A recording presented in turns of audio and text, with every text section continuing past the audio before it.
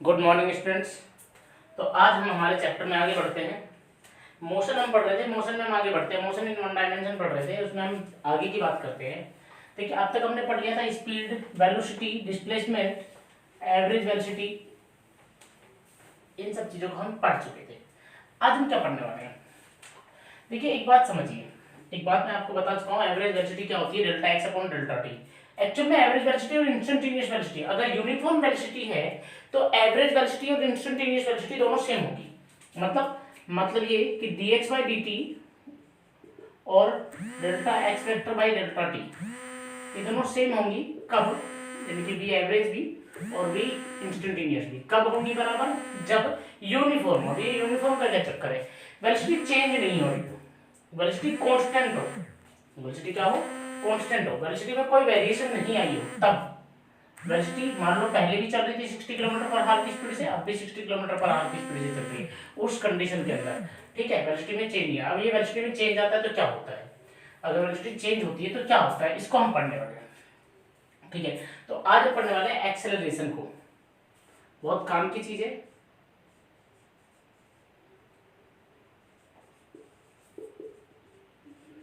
Acceleration बहुत काम की चीज है। ए वेक्टर या ए से इसे रिप्रेजेंट करते हैं, क्या चीज है इसे थोड़ा सा समझिए। देखिए एक्सेलरेशन होता क्या है, अगर मैं बात करूं rate of change in velocity, किसमें भैया? Rate of change in velocity in a constant time period, constant time या time period is known as acceleration. मतलब एक्सेलरेशन क्या है? Rate of change of velocity, rate of change of velocity. कैसी quantity है ये vector quantity है। कैसी quantity है? वेक्टर। बहुत बढ़िया। कैसे रिप्रेजेंट किया जाता है? लिखा जाता है ए वेक्टर बराबर delta V vector upon delta T, delta V vector upon delta T, ठीक है भाई। कोई दिक्कत, कोई परेशानी? या फिर मैं कह सकता हूं कि v final vector minus v initial vector upon t2 minus t1, ये होता है हमारा एक्सेलरेशन। अगर बात करें यूनिट की तो इसकी यूनिट क्या होगी? तो इसकी यूनिट होगी मीटर पर सेकंड स्क्वायर। और अगर इसकी डायमेंशन की बात की जाए कि इसकी डायमेंशन क्या होगी सर, तो इसकी डायमेंशन होगी l की 1 और t की -2, ठीक है भाई। क्या है? Rate of change in velocity. अब ये कितने टाइप की होती है? अब देखिए इसकी वैल्यू क्या हो सकती है, एक और बात सुनिए अच्छे से कि इसकी वैल्यू क्या क्या हो सकती है। ये जीरो भी हो सकता है, ये नेगेटिव भी हो सकता है और ये पॉजिटिव भी हो सकता है, ठीक है भाई। नेगेटिव भी हो सकता है, पॉजिटिव वेक्टर क्वांटिटी जीरो भी हो सकती है, नेगेटिव भी हो सकती है और पॉजिटिव भी हो सकती है, ठीक है भाई। अब ध्यान से सुनिए कि नेगेटिव होने पर क्या होगा और पॉजिटिव होने पर क्या होगा। देखिए पॉजिटिव होने पर जो वेलोसिटी है वो इंक्रीज करेगी, वेलोसिटी क्या करेगी? इंक्रीज करेगी। और नेगेटिव होने पर इसकी वेलोसिटी जो है, कोई भी ऑब्जेक्ट हो उसकी वेलोसिटी डिक्रीज करेगी। डिक्रीज करेगी तो इसे दूसरा एक वर्ड भी दिया गया जिसे कहते हैं रिटार्डेशन।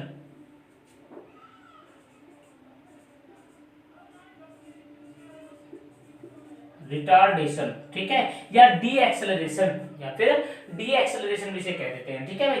वेलोसिटी देखो अगर इंक्रीज हो रही है तो उसे तो हम एक्सेलरेटिंग कहेंगे, एक्सेलरेशन कहेंगे। लेकिन अगर वेलोसिटी डिक्रीज हो रही है, मान लो पहले चल रही थी 60 किलोमीटर पर आवर से और बाद में हो गई 40 किलोमीटर पर आवर हो गई, पहले 60 किलोमीटर पर आवर थी, तो ये वेलोसिटी टाइम के रेस्पेक्ट में क्या हो रही है? डिक्रीज हो रही है। तो इस डिक्रीज होने को हम कहते हैं रिटार्डेशन। क्या कहते हैं? रिटार्डेशन। नेगेटिव एक्सेलरेशन को हम कहते हैं रिटार्डेशन। बोलो क्लियर है? यहां तक बात आपको समझ में आ गई? एक्सेलरेशन का फॉर्मूला आपको याद रह जाएगा, v final minus v initial, v final minus v initial. ये सिंपल सी बात है। अब बात करें कि इसके पार्ट क्या क्या। देखिए एक मैं कह दूं आपसे कि इंस्टेंटेनियस एक्सेलरेशन क्या होगा।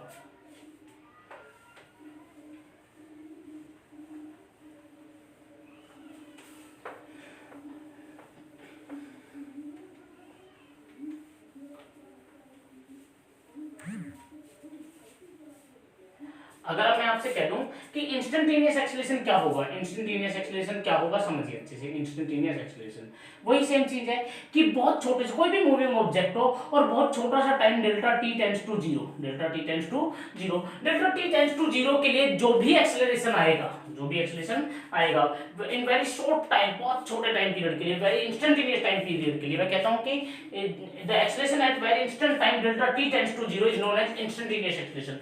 बहुत छोटे से time delta T tends to zero पर अगर कोई ऑब्जेक्ट मूव कर रहा है और उस पर हम उस delta T tends to zero approximately बहुत छोटा इंस्टेंट टाइम पे अगर एक्सेलरेशन देखें तो एक्सेलरेशन क्या कहलाएगा, इंस्टेंटेनियस एक्सेलरेशन कहलाएगा। ठीक है भाई, उसे क्या लिखा जाएगा, acceleration limit delta T tends to zero equal to क्या भैया, इक्वल टू लिखा जाएगा delta V vector upon delta T, और इसे क्या लिख देते हैं हम लोग, डीवी वेक्टर अपॉन डी। याद रह जाएगा इंस्टेंटेनियस को क्या लिख दिया जाता है, डीवी वेक्टर अपॉन डी। अगर मैग्नीट्यूड की बात करें, मोड ऑफ ए वेक्टर बराबर क्या लिखा जाएगा, डीवी अपॉन डी।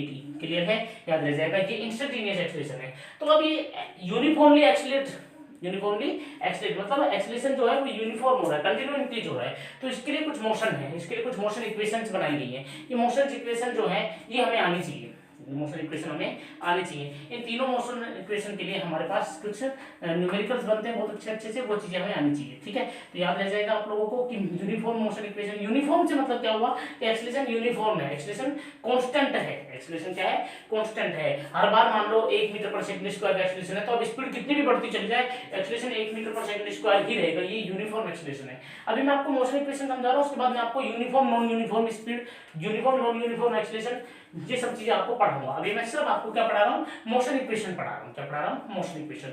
ठीक है, तो आज हम मोशन इक्वेशन, अब मोशन इक्वेशन को हम 3-4 तरीके से ड्राइव कर सकते हैं, 3 तरीके से, लेकिन आज हम सिर्फ एक ही तरीके से पढ़ेंगे, मोशन इक्वेशन। ठीक है, आपको याद भी होगा 9th क्लास में हमने पढ़ रखी होगी, पहली इक्वेशन होती है v बराबर u प्लस ए टी, दूसरी आपने पढ़ रखी होगी कि क्या भैया, s बराबर U T plus half A T square, और तीसरी आपने पढ़ रखी होगी V square minus U square बराबर 2as, s की बजाय मैं x ले लेता हूँ, डिस्प्लेसमेंट x।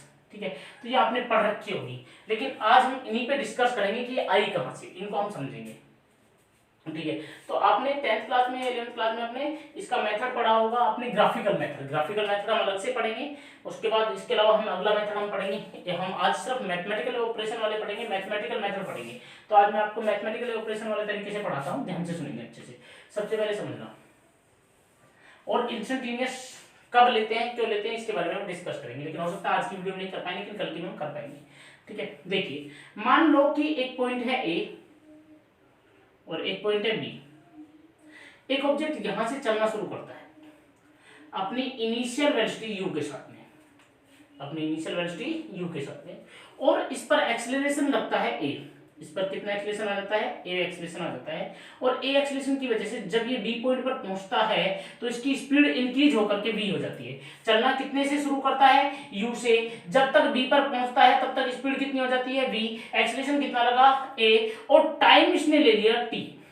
कितना टाइम ले लिया, टी, और ए से बी के बीच की डिस्टेंस मान लो कितनी है, एक्स, कितनी है, एक्स है।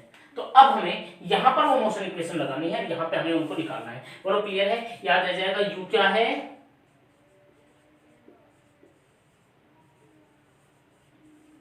इनिशियल वेलोसिटी, उसके बाद v क्या है, फाइनल वेलोसिटी, x क्या है, डिस्प्लेसमेंट, और t क्या है, टाइम, और a क्या है, एक्सेलरेशन। ठीक है भाई, सबसे पहले इक्वेशन को हम निकालेंगे, नंबर फर्स्ट इक्वेशन को हम निकालेंगे। ठीक है, चलिए पहली इक्वेशन को निकालते हैं, नंबर फर्स्ट। मुझे बता दीजिए एवरेज वेलोसिटी क्या होगी,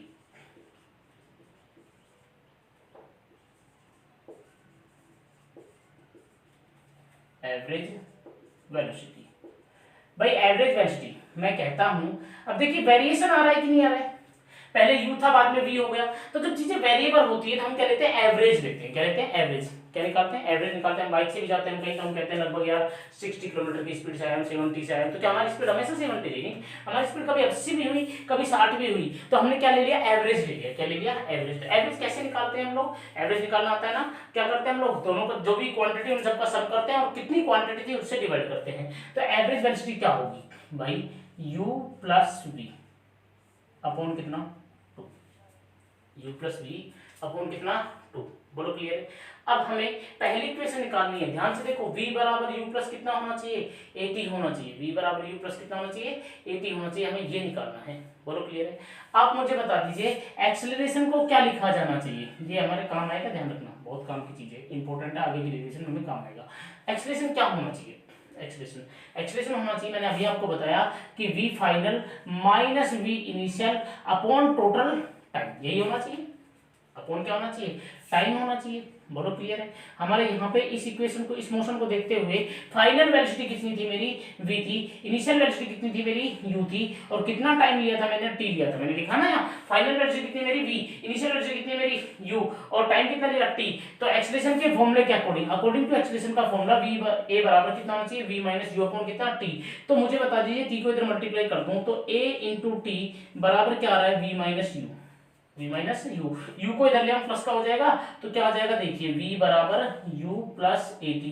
क्या ये मेरी पहली इक्वेशन थी, क्या आपको समझ में आई मैंने पहली इक्वेशन कैसे निकाली है, कैसे निकाली है, एक्सेलरेशन के फॉर्मूले से, एक्सेलरेशन के फॉर्मूले से। अब अगली मुझे क्या निकालनी है, s बराबर ut plus half at square, s बराबर ut प्लस कितना, हाफ at स्क्वायर, ये निकालनी मुझे। कैसे निकालूं, मुझे तो समझ ही नहीं आ रहा कैसे निकालूं।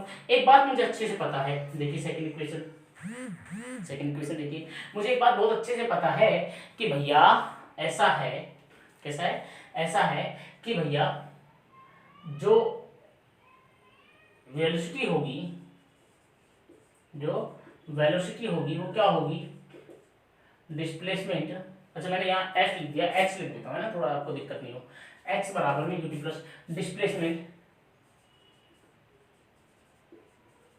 डिस्प्लेसमेंट अपॉन टाइम होता है कि नहीं होता है, आप मुझे बताइए, डिस्प्लेसमेंट अपॉन टाइम होता है कि नहीं होता है। यहाँ मेरी जो कार थी या जो भी पॉइंट था, जो भी ऑब्जेक्ट था, वो कांस्टेंट स्पीड से चल रहा था या वेरिएबल से, आप कहोगे सर वेरिएबल से, पहले यू था बाद में भी हो गया, तो सर यहाँ पे वेलोसिटी कैसे दी जाएगी सर, एवरेज दी जाएगी, क्योंकि एवरेज वेलोसिटी क्या होती है, total displacement upon total time, यही तो होती है average velocity, total displacement upon total time. तो सर ऐसा है v average equal to, sir आप लिख दो x upon T, x upon T, क्या यही लिख सकते हैं, हाँ सर बिल्कुल लिख सकते हैं, कोई समस्या नहीं है, कोई समस्या नहीं है, बिल्कुल सर ऐसा लिख देंगे हम, तो कोई दिक्कत नहीं है। तो सर ऐसा है कि सर x बराबर में क्या लिखा जाना चाहिए, सर x बराबर में लिखा जाना चाहिए v average into T, v average into कितना, t। बहुत बढ़िया सर, क्या v एवरेज हमें पता है, हाँ सर हमें पता है v average v plus u होता है सर, x बराबर में कितना, v plus u upon 2 into कितना सर t। बहुत बढ़िया, क्या परेशान कर रहा है, इस इक्वेशन में आप गौर से देखो, क्या है आपके पास, u है, a है, t है, x है, लेकिन क्या नहीं है, v नहीं है, क्या नहीं है, v नहीं है। लेकिन यहाँ पर अभी तक क्या आ रहा है, v आ रहा है, सर इस v को चेंज कर दो, इस v को u में कन्वर्ट कर दो, तो सर इक्वेशन आने की चांसेस है, क्योंकि v को हटाना है और u को लाना है। सर बिल्कुल कर सकते हैं, क्या v बराबर u प्लस 80 लिख सकते हैं, हाँ सर बिल्कुल लिख सकते हैं फर्स्ट इक्वेशन से। तो x बराबर में u plus 80 plus u upon 2 into कितना, इंटू कितना, t। सर समझ आ गया, सर समझ आ गया बहुत अच्छे से। सर ऐसा है u प्लस u कितने हो जाएंगे सर, 2 हो जाएंगे, x बराबर में कितना, 2u प्लस 80।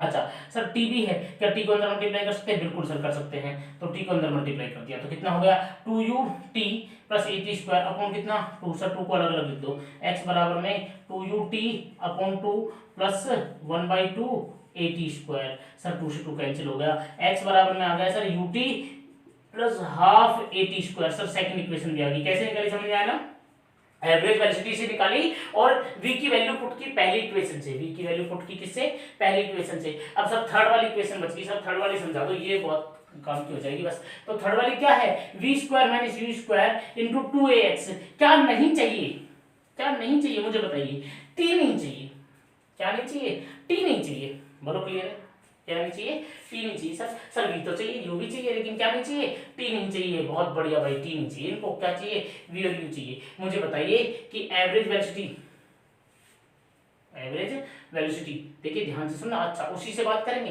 तो टी बराबर क्या होना चाहिए मुझे बता दो, टी बराबर टाइम बराबर मुझे बताओ भाई। चलो आप कंफ्यूज हो रहे हो, कोई दिक्कत नहीं है। आप ये बताओ मुझे कि ए बराबर क्या लिखा जा रहा है, v minus you upon T लिखा जा रहा है, लिखा जा रहा है नहीं लिखा जा रहा है?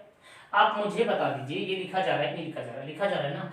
मतलब अगर मैं चाहूँ तो ध्यान से सुनना अच्छे से कि भाई अगर मैं इस इक्वेशन से बात करूँ यहाँ से, तो मुझे बताइए टी बराबर क्या लिखा जाना चाहिए, v माइनस यू अपॉन ए लिखा जाना चाहिए कि नहीं लिखा जाना चाहिए? लिखा जाना चाहिए। तो x बराबर में क्या लिखा जाना चाहिए, वहीं से बात करेंगे सेम टू सेम, वहीं से x बराबर इसी इक्वेशन से, ये मेन तो यही है क्योंकि एवरेज वेलोसिटी चल रहा है। तो x बराबर में क्या होना चाहिए, x बराबर में सर होना चाहिए v average into T. v average into कितना, टी। सर v एवरेज की वैल्यू भी पता है और t की वैल्यू भी पता है, दोनों की वैल्यू पता है कि नहीं पता है? बिल्कुल पता है। तो x बराबर में v एवरेज की जगह क्या रख दिया, v प्लस यू अपॉन कितना 2 इंटू टी की जगह क्या रख दिया, v माइनस यू अपॉन कितना a। Sir 2 into A 2a हो जाएगा, 2a को इधर ले आएंगे 2ax हो जाएगा, बिल्कुल हो जाएगा 2ax। और सर इधर हो जाएगा v प्लस यू और into v minus U. Sir देखो x plus Y x minus Y का होल स्क्वायर लग रहा है, x plus Y x minus Y बन रहा है, मतलब कितना 2ax बराबर में v स्क्वायर माइनस कितना हो गया u स्क्वायर। क्या यही मेरी थर्ड इक्वेशन थी, v square minus u square बराबर 2x? बोलो बात समझ में आई कि नहीं? यहाँ तक बोलो समझ में आई कि नहीं? कुछ नहीं किया, सब कुछ एवरेज वेलोसिटी से किया। बस पहली इक्वेशन तो हमने एक्सेलरेशन से निकाली, दूसरी इक्वेशन में हमने क्या किया, हमें x निकालना था, तो v एवरेज इनटू t किया। इस बार हमने क्या किया, हमें v हटाना था तो हमने v की वैल्यू पुट कर दी। अब की बार हमें क्या हटाना है, t हटाना है। क्या हटाना है, t। तो वही x बराबर वही इक्वेशन थी, लेकिन इस बार क्या किया, फर्स्ट इक्वेशन से दोनों बार वैल्यू आई है, फर्स्ट इक्वेशन से ही दोनों बार वैल्यू आई है। फर्स्ट इक्वेशन से पिछली बार a की v की वैल्यू रखी थी, इस बार किसकी वैल्यू, फर्स्ट इक्वेशन से t की वैल्यू रखी है, पुट की है, आंसर आ गया। कोई टेंशन वाली बात नहीं है। बोलो आपको बात समझ में आएगी? तो ये मोशन की तीन इक्वेशन है, आपको तीनों आनी चाहिए। आपको सबको 2 बार प्रैक्टिस करके और मुझे सेंड करनी है क्लास 11th के स्टूडेंट सभी को। ठीक है भाई, चलिए मिलते हैं फिर नेक्स्ट वीडियो के अंदर। ठीक है भाई।